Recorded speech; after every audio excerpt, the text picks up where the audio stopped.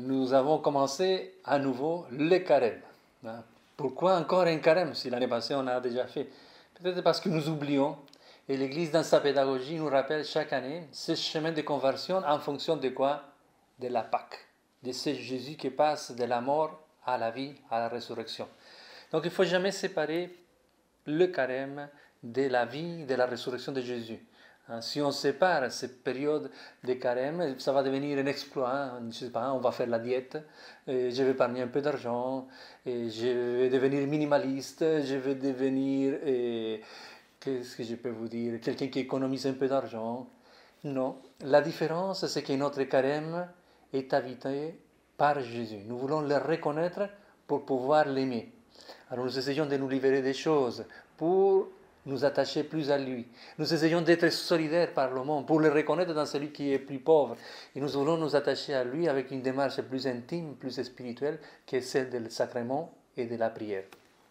Et ce dimanche, vous allez avoir ce beau texte où Jésus est tenté. Il va au désert, il va nous rappeler Moïse qui a passé 40 ans, et Jésus va passer 40 jours. Et après 40 jours de jeûne, il va être tenté par le mal. Vous allez entendre de nombreuses homélies, de nombreux commentaires.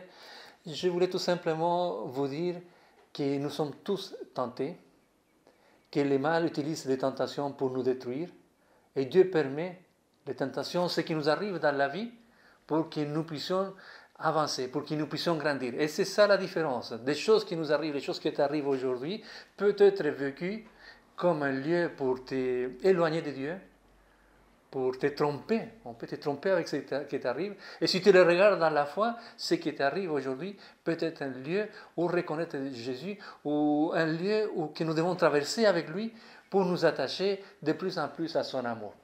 Ne te laisse pas tromper par ce qui t'arrive aujourd'hui. Vive ça dans la foi. Et la parole de Dieu nous donne un exemple. Utilise la Bible. Lis la Bible. Parce que les démons connaissent très bien la Bible.